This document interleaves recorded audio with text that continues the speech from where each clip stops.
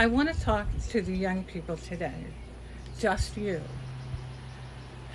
Not your parents, not the people who told you to be patient, to wait your turn, and to trust the process. I am done with that conversation because here is the truth. My generation, we've had our time. And if we are being completely honest here, we made a mess of a lot of it. The same faces, the same ideas, the same tired conversations in the same rooms, deciding things for people they have never met, never listened to, and never tried to understand. And I am so tired of it. But I'm even more tired of not seeing you. I have been watching politics and leadership and businesses for a long time now. And you know what I see? I see people who are so committed to protecting what they built that they cannot see what they are destroying. I see leaders who have held power for so long that they have forgotten what it feels like to be without it. I see systems that are designed to keep the same kinds of people in the same kinds of rooms. And here's the part that really gets me: it is not working. The evidence is everywhere. The climate, the economy, the mental health crisis, the way we talk to each other or don't talk. These are not new problems. These are old problems that were handed down, ignored, and handed down again. And at some point, someone has to stop the cycle. I believe that that someone is you. Now, I want to tell you something that nobody in power really wants you to know. You have things that they don't. Fresh eyes. You have not spent 30 years convincing yourself that the way things are is the way that things have to be. You grew up digital. You understand connection, community, collaborating in ways that the old guard is still fumbling to figure out. You grew up global. You know that a problem in one corner of the world is everybody's problems, and you feel that in your bones. And you have something else. You have no stake in keeping things broken. The people making decisions right now, many of them have built their entire lives, their entire identities around a system that benefits them. Of course, they are not going to tear it down. But you,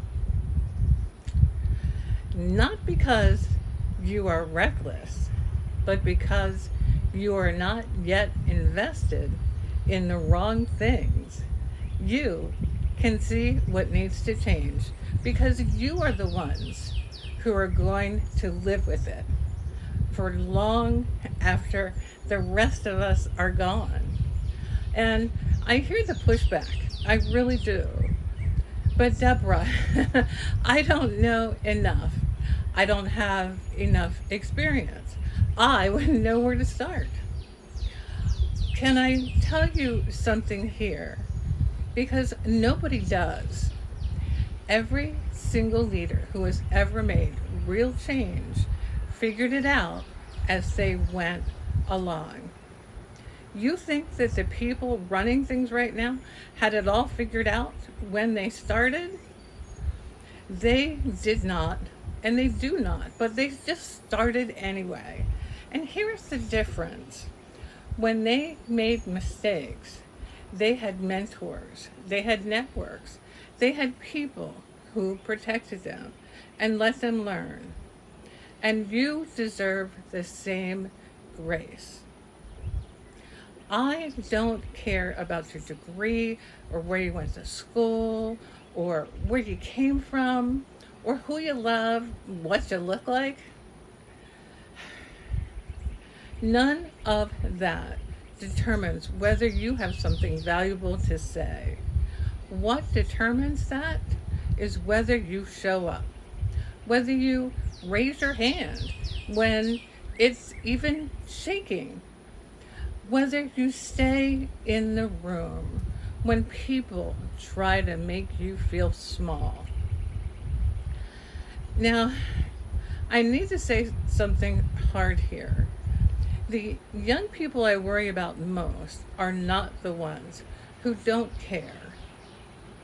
It is the ones who care deeply, but have already decided it won't make a difference.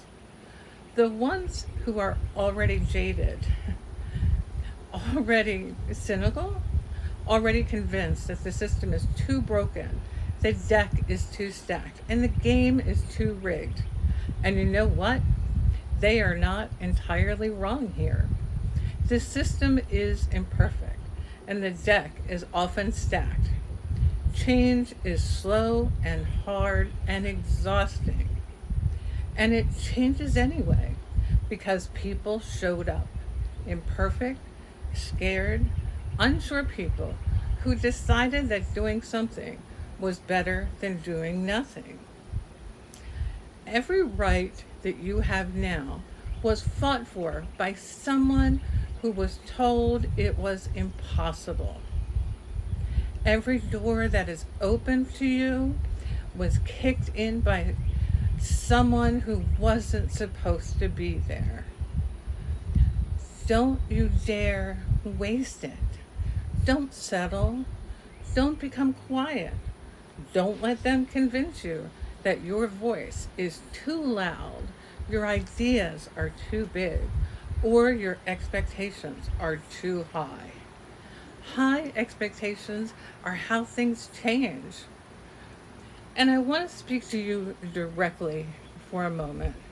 If you are young and you are watching this and wondering whether you belong in the conversation, you do.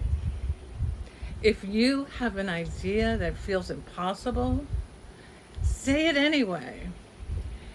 If you are looking around the room and you don't see anyone who looks like you, sounds like you, comes from where you come from, that is not a sign that you are in the wrong room. That is a sign that the room needs you. Run for something, start something, join something, volunteer, vote, speak up at the meeting, say the thing that no one else will say. Make them uncomfortable. Good change usually does.